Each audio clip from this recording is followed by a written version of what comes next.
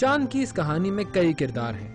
سب سے پہلا کردار ہے مفتی منیب الرحمان، جو کہ مرکزی رؤیت ہلال کمیٹی کے سربراہ ہیں۔ حکومت پاکستان کی طرف سے چاند دیکھنے کی ذمہ داری اسی کمیٹی کے سپرد کی گئی ہے۔ اس کمیٹی کے ممبران کا کام ہے کہ مفتی منیب الرحمان کی سربراہی میں ہر مہینے چاند دیکھ کر نئے اسلامی مہینے کے شروع ہونے یا نہ ہونے کا اعلان کریں، مگر مفتی صاحب کو اس حوالے سے بہت سی تنقید کا سامنا کرنا پڑتا ہے۔ عید کا اعلان اس وقت ہوتا ہے جب مفتی منیب الرحمان صاحب کی زوجہ کے کپڑے ان کا درزی سی دیتا ہے تو مفتی صاحب اعلان کر دیتے ہیں۔ ہماری قوم کے پاس چونکہ کرنے کو کام نہیں ہے تو یہ خالی ذہن، فارغ ذہن جو ہیں اس طرح کے لطیفے باتیں سوچتے رہتے ہیں۔ اگر ہم مصروف ہو جائیں جیسے دنیا کی ترقی یافتہ اقوام مصروف ہیں تو پھر ان کو ان کاموں کی اتنی فرصت نہیں ملے گی۔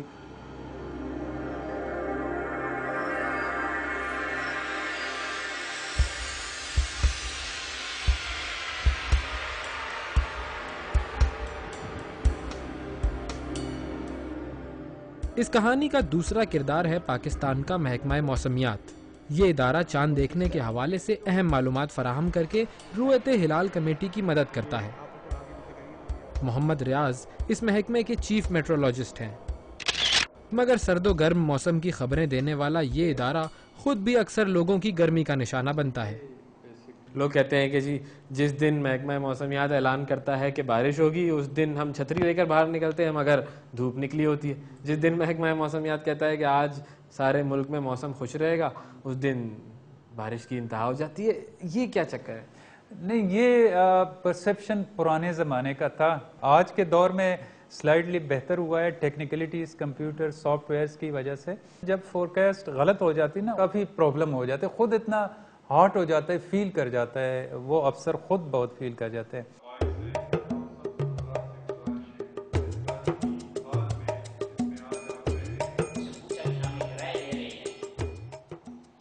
اور اب اس کہانی کا تیسرا کردار، پشاور کے مولانا پوپلزئی۔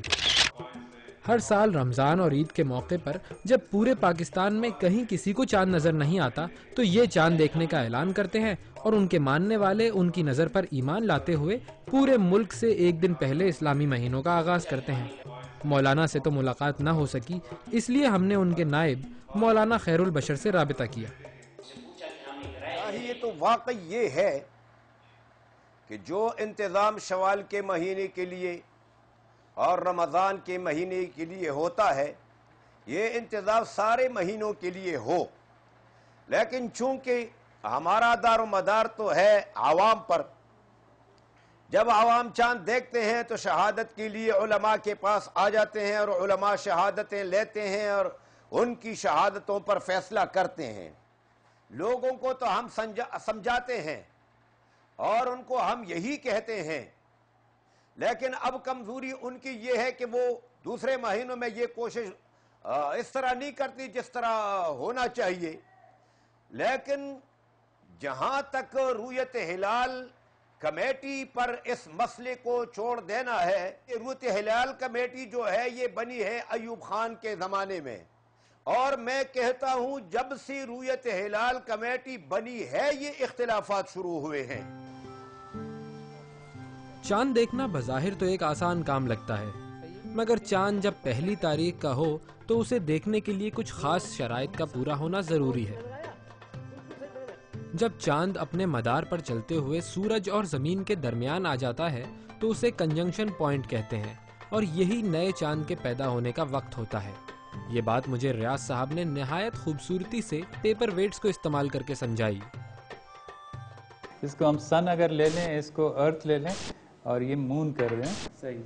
جب یہ بالکل اسٹریٹ لائن پہ آ جاتے ہیں اس وقت یہ ان کی وہ کنجنکشن پیریڈ ہو جاتا ہے۔ اب یہاں سے ان کی برتھ شروع ہو جاتی ہیں کہ ونس اٹ شفٹ فرام یہ اس لائن سے جو یہ شفٹ ہو رہی ہیں یہ اب ان کی شروع ہو گئی ہے، برتھ ہو گئی ہے، اب ان کی ویزیبلٹی پہ ڈیپینڈ کر دیتے ہیں۔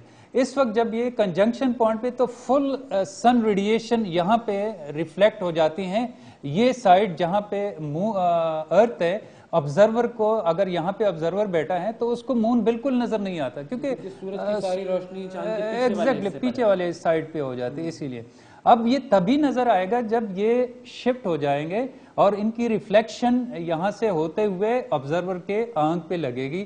اب پھر کنجنکشن کے بعد، برتھ کے بعد یہ آہستہ آہستہ سلائڈلی، کیونکہ اس نے اپنا کمپلیٹ کرنا ہے سرکل اراؤنڈ دا ارتھ، اس کے بعد یہ آہستہ آہستہ جو یہ شفٹ ہونا شروع ہو جاتا ہے لائن سے.